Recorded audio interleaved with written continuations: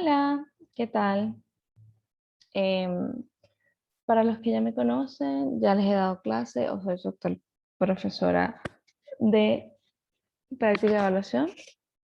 Nos vemos de nuevo. Y para los que no me conocen y es primera vez que me están viendo o están sabiendo de mí, mi nombre es Stephanie Zambrano, soy psicóloga egresada de nuestra casa de estudios de LUCAP. Em, Me tengo experiencia con evaluación psicológica, evaluación psicojurídica, evaluación cognitiva, se lo puede decir, evaluación vocacional y actualmente me dedico al área de la psicoterapia, al área clínica. El día de hoy les voy a estar dando la clase de WISE en esta grabación Zoom, video de YouTube que eventualmente espero lograr montar y que todo salga bien. Y vamos a estar realizando una de las pruebas más importantes, más valiosas em, de, de toda la psicología. Es una de las grandes baterías cognitivas. Es única, súper representativa. A mí me encanta. Además me parece que es muchísimo superior al KBC. Entonces nada, espero poder transmitirles, aunque sea un tercio del amor y de todo lo que hay que disfrutar y aprender de esta hermosa prueba. Entonces, vamos a ello. Ajá. Ok. Bueno, empecemos hablando de la historia, de un poco de la historia del WISE y de la evaluación de inteligencia, ¿no? A lo largo de la historia de la humanidad, todos sabemos que una de las primeras cosas que se dieron cuenta rápido los seres humanos es que en nuestra variedad de presentaciones, había unos que se podían agrupar en el lado de los que se les hacía difícil funcional, funcionar de forma normal, que no serán llamados imbéciles o brutos, o incluso, por ejemplo, no sé, la imagen del bufón en la corte medieval que estaba ahí para ser burlado y para darnos risa. Los que se agrupaban como en el medio eran personas más o menos funcionales, ¿no? Tratando de sobrevivir en medio de todas las cosas que habían en la época de antes, peligros, enfermedades, pandemias, aunque bueno, las pandemias todavía están pasando en la actualidad. Pero bueno, todas esas cosas, los feudalismos y las guerras y los que estaban en el grupo de personas que eran extraordinarias, o sea, y algo tenían muy particular que los hacía ser muy buenos y destacar y crear cosas y entender cosas y razonar. Y entonces piensen ustedes en todos esos grandes pensadores de la antigua Grecia y gente como Carlomagno y, ¿cómo se llama este pana? Que siempre menciona, creo que es Carlomagno. Sí, Carlomagno. Y el César, y los grandes pensadores griegos, eh, Platón, Sócrates, Aristóteles. Y bueno, y de ahí al inicio de la humanidad hay gente como Newton y no sé, no sé, ya olvida toda la gente inteligente que ha existido en la humanidad. En fin, ustedes me entienden. El caso es que siempre esto ha sido parte de la realidad humana, ¿no? Como la idea, ¿no? La realidad de que no todos funcionamos de la misma manera. Y bueno, llega un punto donde hay un cambio importante en la manera en que esta cualidad humana es tratada, considerada, que fueron las grandes guerras mundiales. Porque, claro, también ahí consideren que la humanidad venía también de la industrialización, entonces ¿sabes? Nos estábamos industrializando, estábamos necesitando más mano de obra capacitada, más capacitada en cosas específicas, porque bueno, antes la gente lo que hacía era estar en el campo, ¿sabes? Haciendo sus cositas, generando comida, no sé qué. Y luego los trabajos se empezaron a especializar más y más y más, ahora teníamos escuelas, ahora la educación se estaba masificando.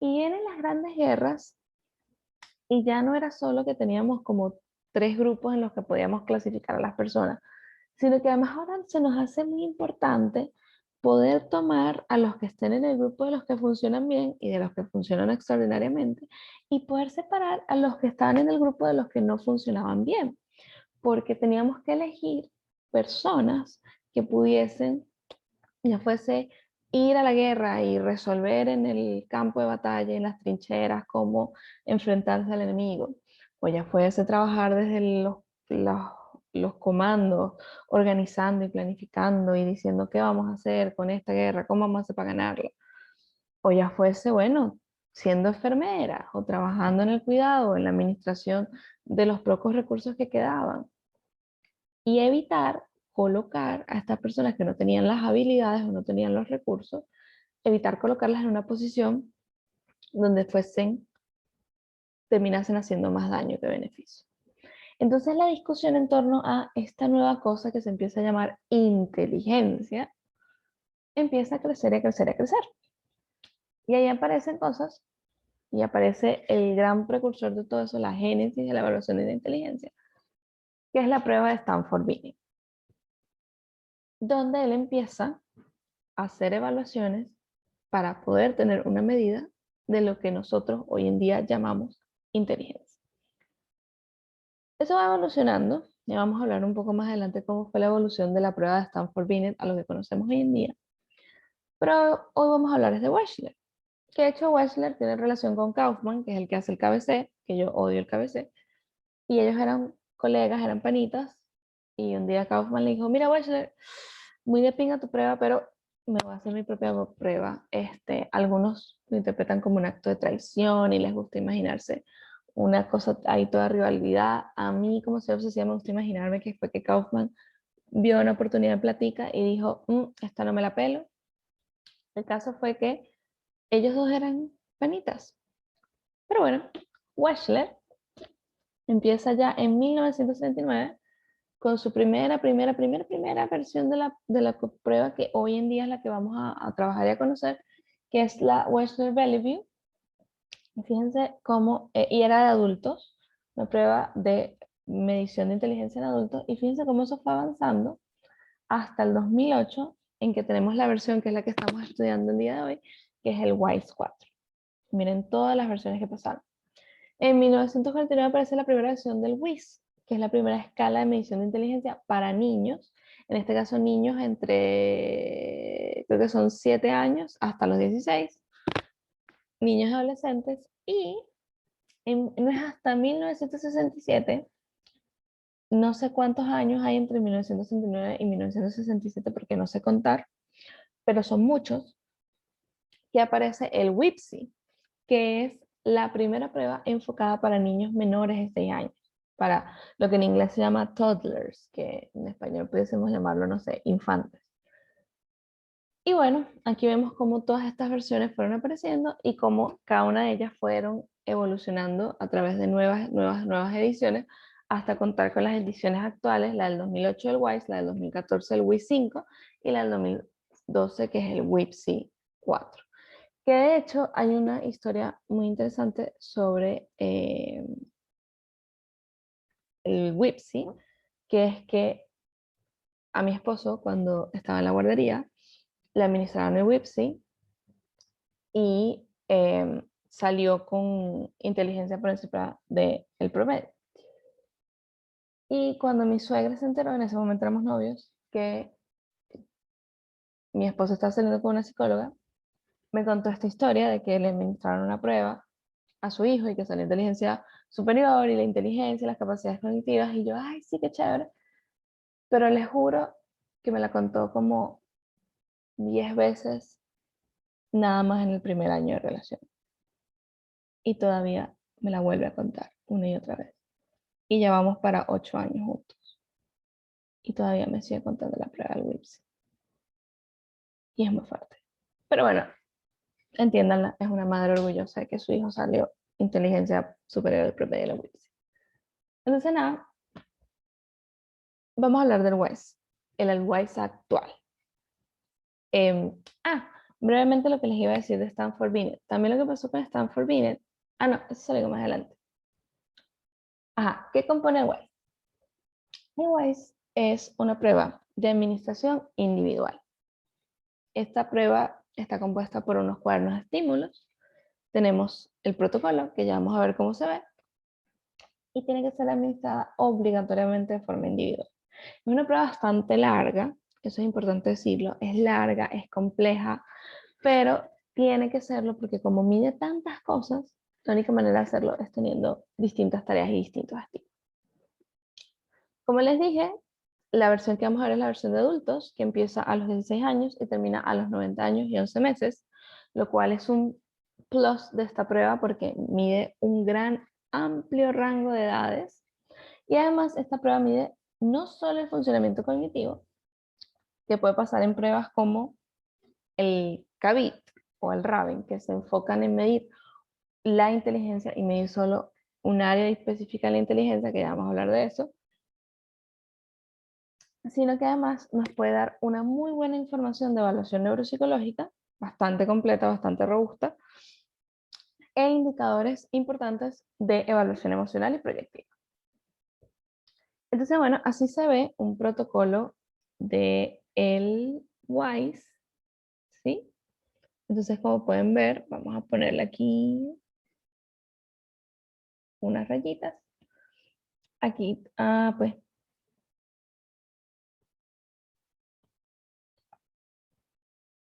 ajá. Aquí tenemos para anotar el nombre de la persona que estamos evaluando. Aquí tenemos la fecha de la edad cronológica. Aquí tenemos las subpruebas que componen el test. Aquí tenemos los cálculos de las escalas. Y aquí tenemos las representaciones gráficas de dichas escalas. Entonces, bueno, hablemos de las escalas y los coeficientes. Esta prueba, cuando hablábamos quizás de las pruebas proyectivas, lo que veíamos del sujeto era el dibujito, ¿verdad? Y del dibujito sacábamos los indicadores. Cuando veíamos el Simons, veíamos la respuesta que nos daba el sujeto y la interpretábamos. Cuando vimos el DAT y el IPP, veíamos cómo, dependiendo de lo que iba marcando el sujeto, calculábamos puntajes que nos llevaban a percentiles. En este caso, igualmente vamos a ir anotando respuestas que nos dan del sujeto de distintas tareas que les vamos a colocar y esos puntajes los vamos a convertir en un número que va a representar la categoría de inteligencia donde está el sujeto. Ese gran número se llama el CI o CIT para nuestra versión del test, que es el famoso fulano número del que siempre nos están hablando, que el IQ, porque es que Mark Zuckerberg tiene el IQ de no sé qué y por eso inventó Facebook.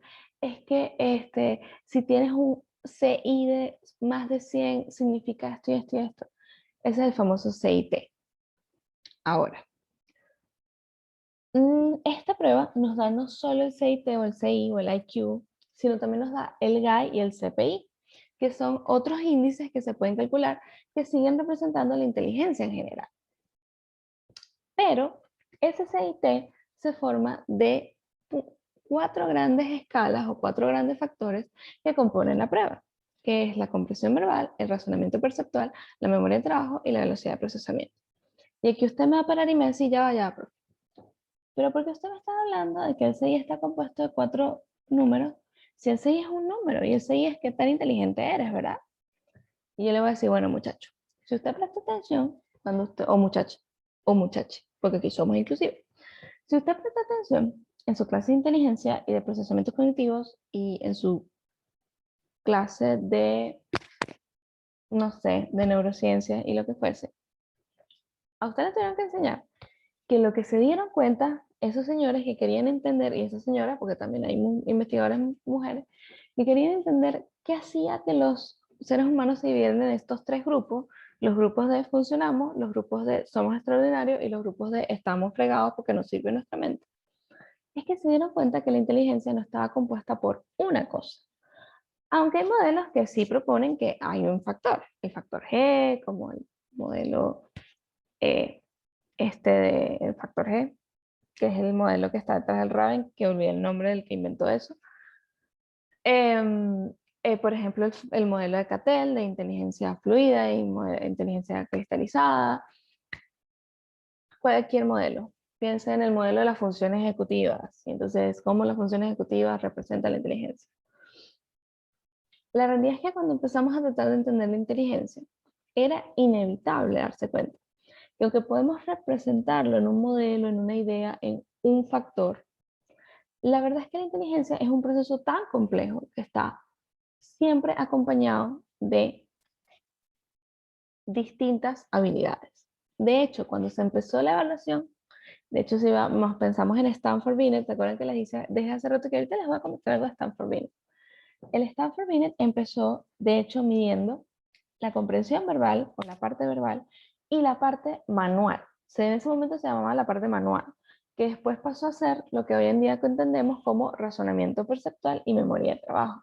Se dividió en esos dos, pero originalmente eso era lo que representaba como la parte manual y la parte de la matemática y la parte como todo este procesamiento lógico numérico.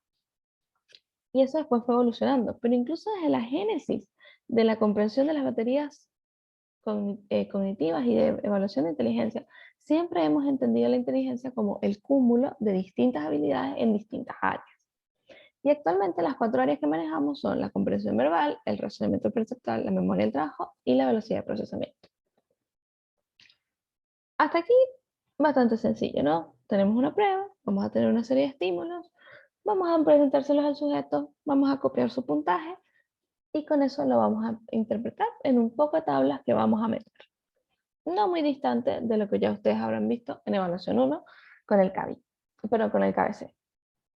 Ahora, hay una sola nota que tengo que hacer sobre la prueba antes de que pasemos a la parte teórica y ya en práctica veremos como la parte más de administración y de corrección de la prueba, que es lo del prorrateo. Y es que usted me puede decir, ok, profe, muy chévere, ya me echó el cuento, ¿verdad? La prueba, la cosa, Stanford Binet, sí, sí, sí, muy chévere y tal. Pero, ajá, ¿y qué pasa si me equivoco administrando esa prueba? Bueno, tenemos un comodín, que es el comodín del prorrateo. Entonces, el prorrateo es un procedimiento especial, pon esto aquí, y se utiliza cuando el examinador no aplica todos los subtests, ya sea por tiempo, por requerimientos institucionales, porque se anuló un test por mala aplicación. En estos casos, se utiliza el procedimiento de prorrateo, aplicable a todas las pruebas de Wechsler, para estimar el CI del evaluado. Se debe prorratear en forma separada el CI de la escala. Nunca se prorratea el CI completo. Para prorratear, debe utilizar el siguiente procedimiento. Sume los puntajes escalares de los subtests aplicados y multiplique por el total de escalas que idealmente se debe aplicar. A continuación, divida el resultado por el total de pruebas que efectivamente aplicó. Es bastante sencillo. Y solo podemos sustituir 2 veces para el cálculo del CIT. Si tenemos más, eso está invalidado.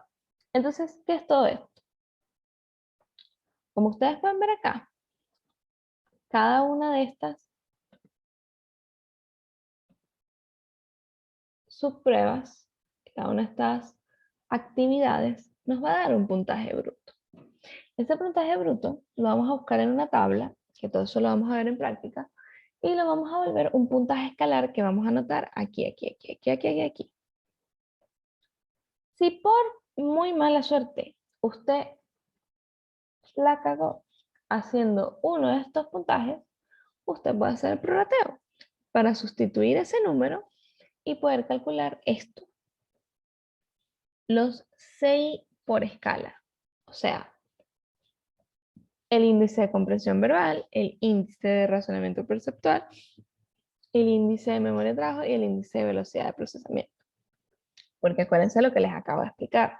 Es el cúmulo de cada uno de esos factores lo que nos da el CI global. Hasta aquí, todo claro. Asumo, no sé, porque estoy grabando esta clase y estoy hablando sola en la sala de mi casa en medio de la noche. Me lo contarán el miércoles. Ajá. Entonces, bueno, ya entendimos de qué va la prueba, ya entendimos un poco la historia de esta prueba, ya entendimos qué hacer si nos equivocamos administrando la prueba. Sigamos hablando de la otra información que nos da la prueba, porque veníamos hablando de lo básico, del CI y de las 4 factores clásicos. Pero es que además, esta prueba tiene varios modelos. Tiene un modelo de neurodesarrollo, tiene un modelo de neuroconexión, tiene un modelo clínico, que está todo dentro de la misma prueba. Además tiene las escalas de los 5 factores de KISS y tiene los modelos de procesamiento. Por eso es que es tan poderosa, muchachos. Es una prueba que tiene demasiada información. Y está todo eso ahí acumulado, pero por eso es que es tan fastidiosa de pasar. Yo sé que es fastidiosa. A mí me gusta pasarla. Yo sé que otro me puede decir, profe, ¿a usted le puede gustar pasar eso? ¿Está loca? Puede ser. Soy clínico. Los clínicos no somos las personas más estables del mundo, pero es una prueba muy poderosa. O sea, miren toda la información que te puede dar de una persona. O sea, es como hacerle una radiografía a la inteligencia del sujeto. Es como cuando vas al médico y te hace un examen de sangre y te dice así hasta el apellido, pues. Entonces, ¿qué hacemos con esta prueba, muchachos? La administramos, sabemos que es inteligencia, sabemos que mide unos factores, que esos factores juntos es lo que determinan si vas a sobresalir o por qué es que te va tan mal en la vida. ¿Qué hacemos con esto? Bueno, tenemos primero el CIT, que es el global, el CI clásico, IQ, whatever. Luego tenemos la capacidad intelectual general, ahí se me fue una doble L, bueno, que es el GAI o ICG, que está compuesto del CB y el RP. ¿Qué quiere decir esto? Tenemos el IQ o el CI, CIT, el CIT, que está compuesto de los 4 factores de los que ya hablamos, ¿verdad? Luego hay un segundo cálculo que podemos hacer, porque ¿qué va a pasar? ¿Por qué podemos hacer estos segundos cálculos? Ya puede ser para hacer distintas comparaciones y tener distintas referencias del desempeño del sujeto, y de en base a lo que le parece, utilizar el que mejor represente, o ya puede ser porque los otros no son interpretables. ¿Qué es lo que pasa? Esta prueba, como todas las pruebas estadísticas, tiene, tiene que dar unos buenos números para ser representativa. Es como, ¿cómo hacemos que la... ¿Se acuerdan cuando hablábamos, por ejemplo, del MMPI o del IPP y decíamos que, mire, el sujeto tiene que responder al menos el 70% o el sujeto tiene que cumplir el índice de validez para que esto sea interpretable, para nosotros decir, esto es una representación fiel del sujeto? ¿Se acuerdan de eso? De eso se lo explicaron en psicometría, de que es importante que esto sea representativo, porque si no es un poco de número que no tiene ningún sentido. No sé por qué hago la pregunta, nadie me va a contestar, ustedes me van a decir de eso el miércoles, pero tenga la pregunta ahí. El que dijo que sí, pues fino que se acordó. El que dijo que no, la hablamos el miércoles. Bueno, esa idea también está inscrita y es parte de la constitución de nuestra queridísima prueba. Por eso es que es tan arrecha, porque esta gente ya pensó todo, esta gente pensó y dijo, ajá, y si este pana no le da, pues tranquilo, le tenemos 3 cálculos para ver si le da. Entonces tenemos el CIT, tenemos el GAI o el ICG y tenemos el índice de eficiencia cognitiva. Y son 3 índices del cual siempre vamos a elegir el más representativo. Profe, ¿cómo voy a saber cuál es el más representativo? Tranquilo, hijo mío, hija mía, hije mío, porque para eso está el manual de interpretación. Después de que interpretamos el CIT y con el manual que nos dice cuáles son los pasos que tenemos que tomar, vamos a pasar a los 4 factores que ya mencionamos. La parte verbal, razonamiento perceptual, velocidad de procesamiento, memoria de trabajo. ¿Qué va a depender de interpretar esos factores? Que sean interpretables, que sean válidos para una interpretación. ¿Y qué va a indicar que sean válidos para una interpretación? Pues que haya consistencia interna. ¿Qué puede indicarme a mí que no haya consistencia interna? Ejemplo, tenemos una prueba que se llama semejanzas y tenemos una prueba que se llama vocabulario. Igual todo eso lo vamos a ver con calma en la prueba. Entonces, en semejanzas, usted tiene que decir, por ejemplo, ¿en qué se parecen un cambur y una manzana? Y usted va y dice, ¿en qué son frutas? Y en vocabulario, uno le pregunta al sujeto, ¿qué es un carro? Y el sujeto dice, Bueno, un carro es un vehículo mecánico, medio de transporte, lo que sea. Imagínense que yo me pasan la prueba y en vocabulario obtengo un puntaje de, no sé, 5. Y en semejanzas obtengo un puntaje de 10.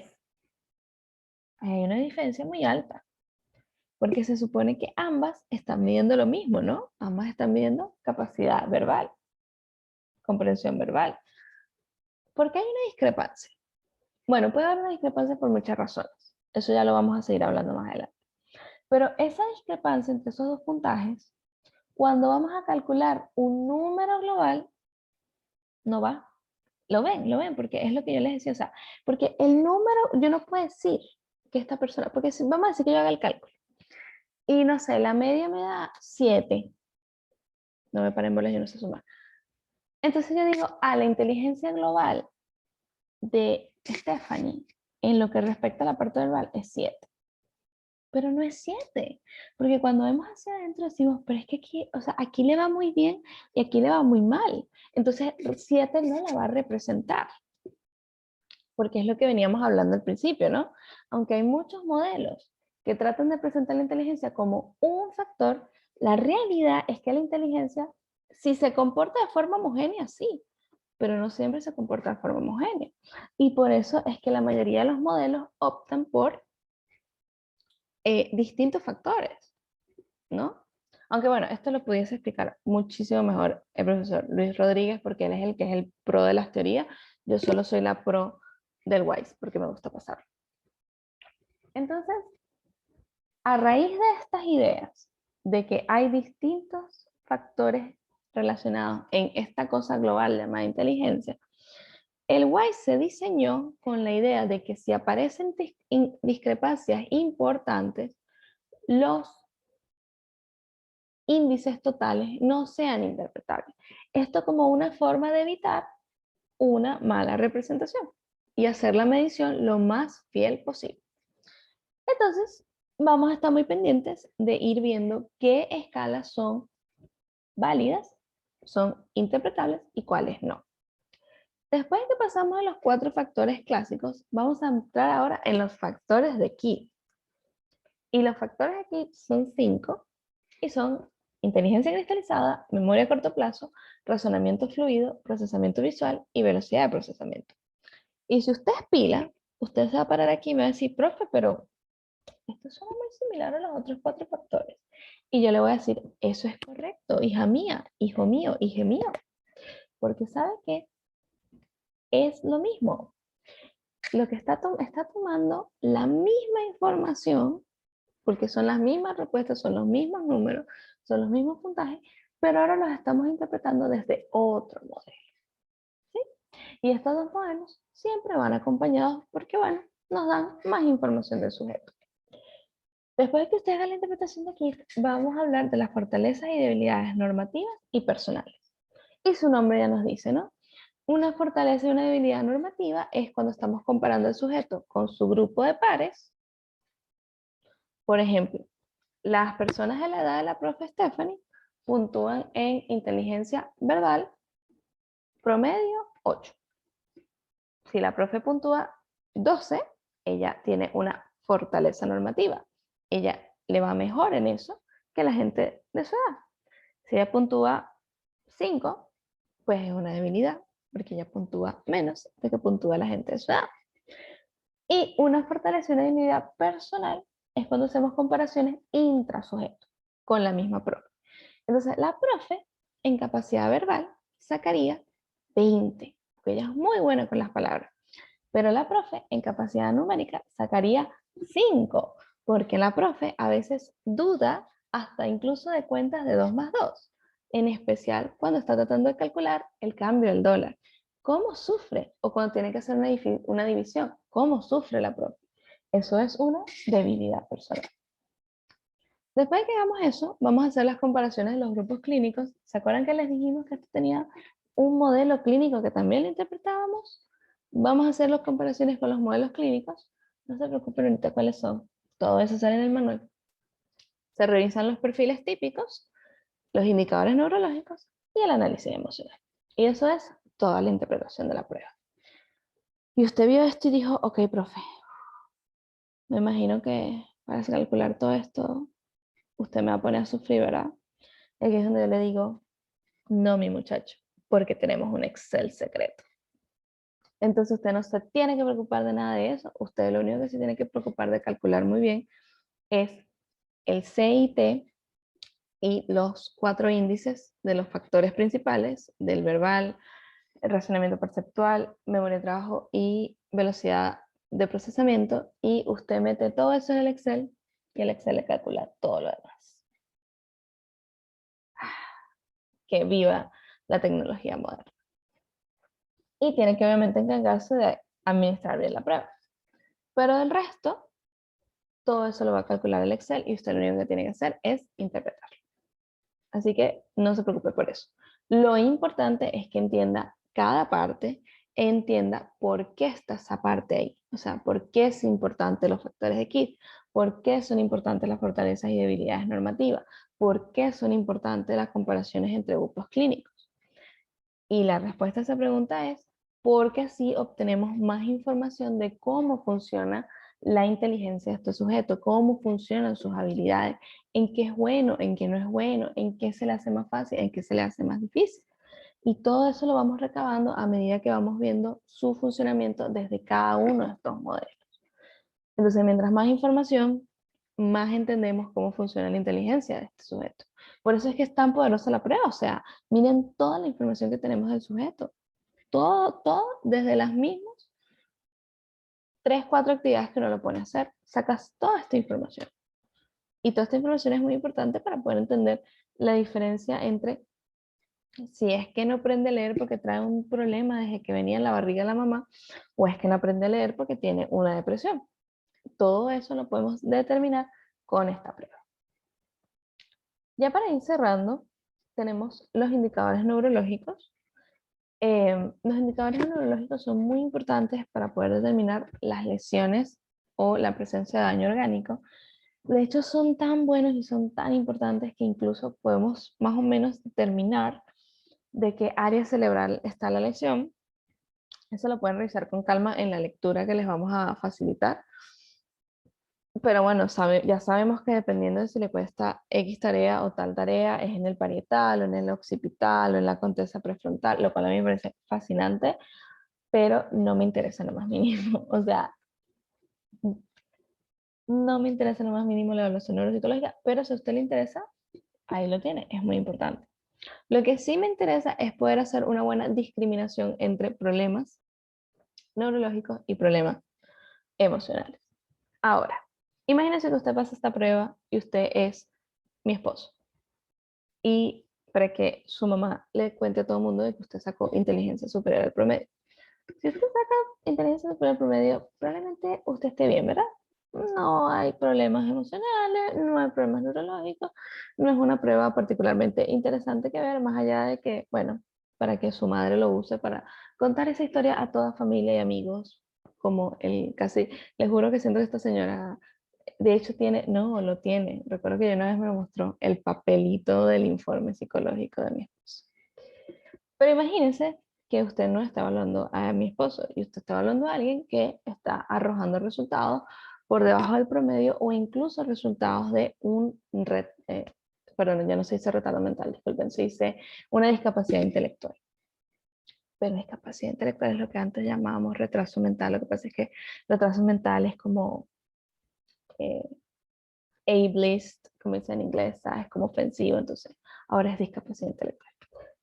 Entonces, si usted está hablando de alguien que tiene esos problemas o que tiene la posibilidad de tener esos problemas, usted necesita tener muy buena información de qué está pasando, que esa persona está teniendo problemas en su desempeño.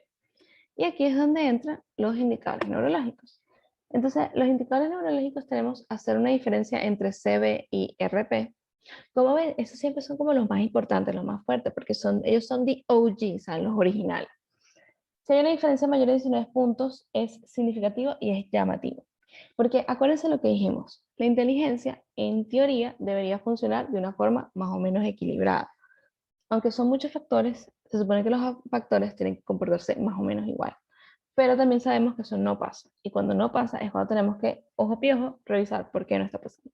Y una de las primeras cosas que revisamos es esta diferencia.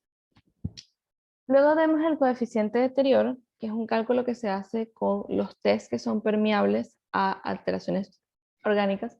O sea, los test que miden habilidades que si tienes un daño orgánico van a estar fregadas.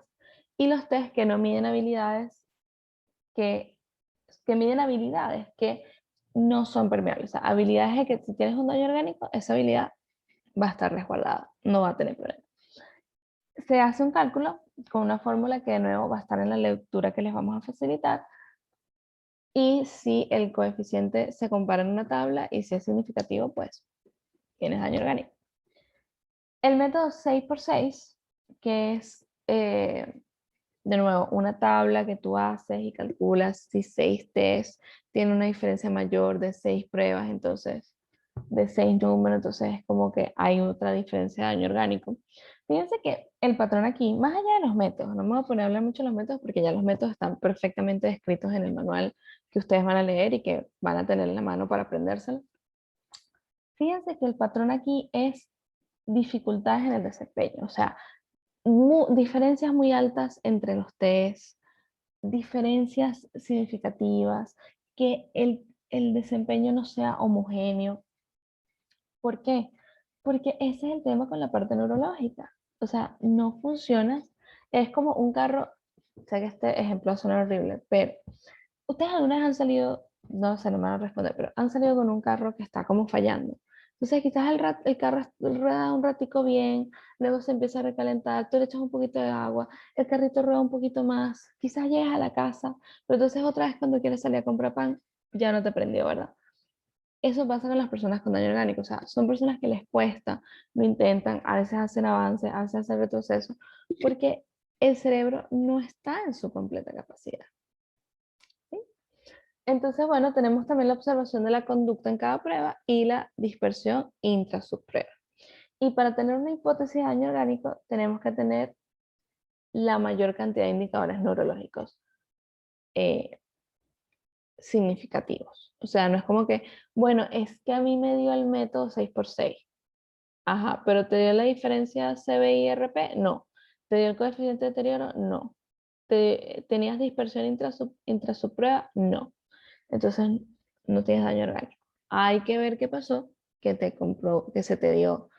En especial pasa con dispersión intrasubprueba. Esa es la que más da, porque la dispersión intrasubprueba está también muy ligada con problemas emocionales. Entonces, a veces pasa que les da dispersión intrasubprueba y entonces una vez, daño orgánico, y tú le dices, pues ya, ven para acá.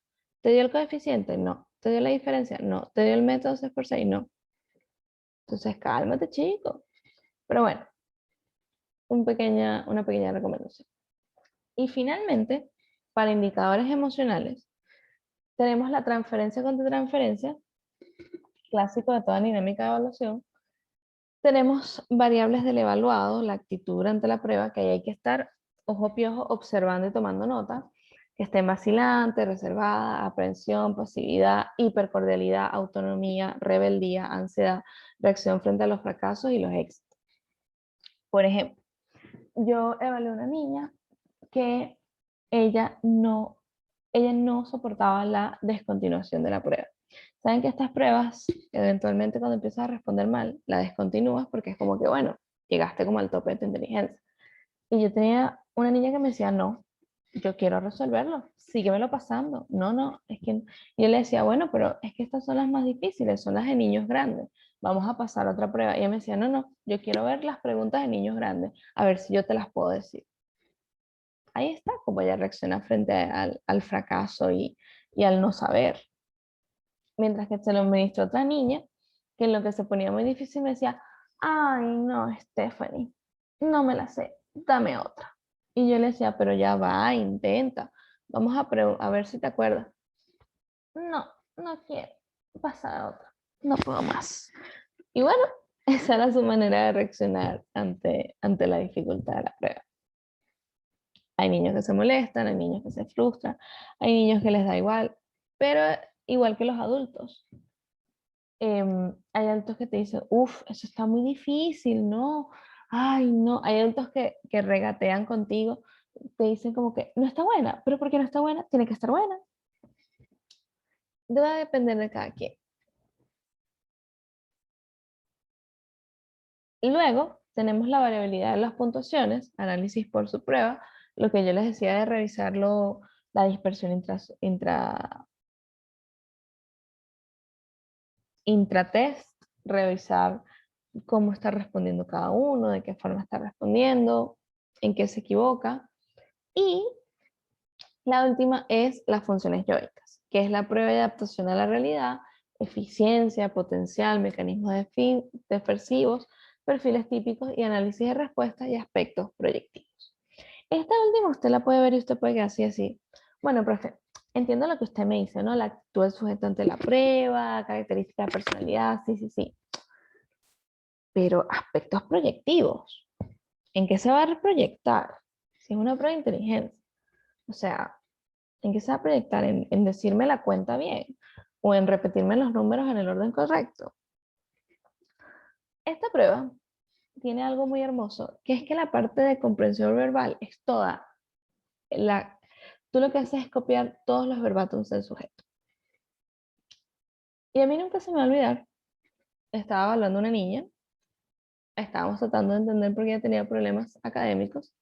Era la misma niña que me decía, no me importa que son las preguntas de niño grande, yo quiero que me las haga. Y esta nena, recuerdo que el ítem era algo así como desvalido o algo como cansado, era algo así la pregunta. Entonces era de vocabulario. Y yo le preguntaba, ¿qué es estar desvalido? ¿Qué es estar cansado? Algo así me acuerdo. Y la niña me vino y me dijo, es como yo me siento cuando estoy en mi casa sin mi mamá y sin poder comer.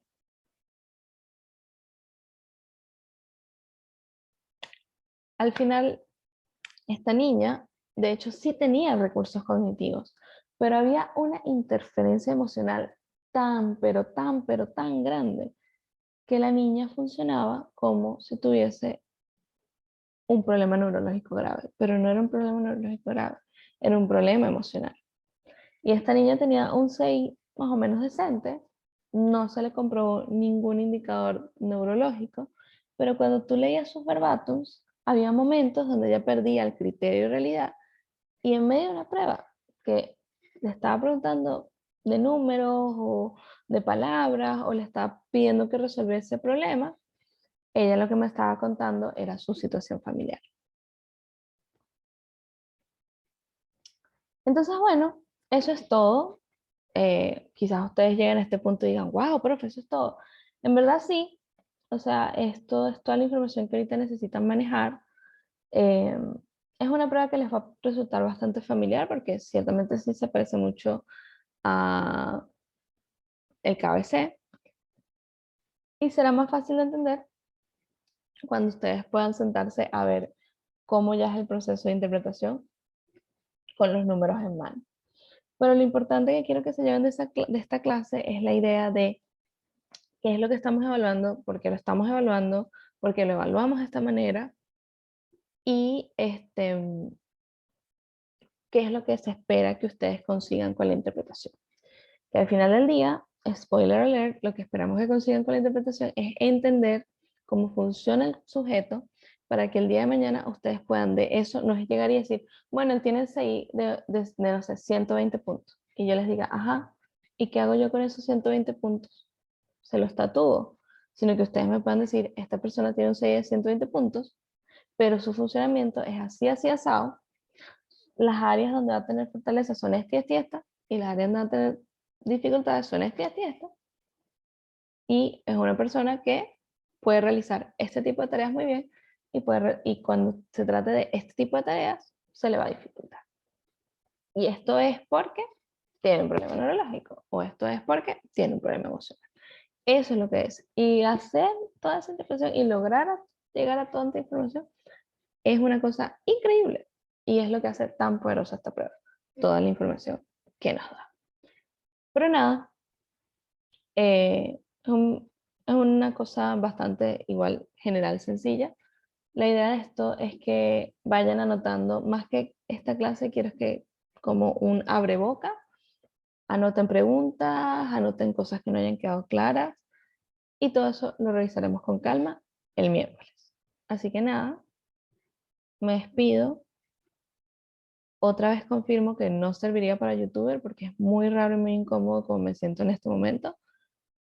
Pero bueno, los dejo así y nos estamos viendo en clase. Chaito.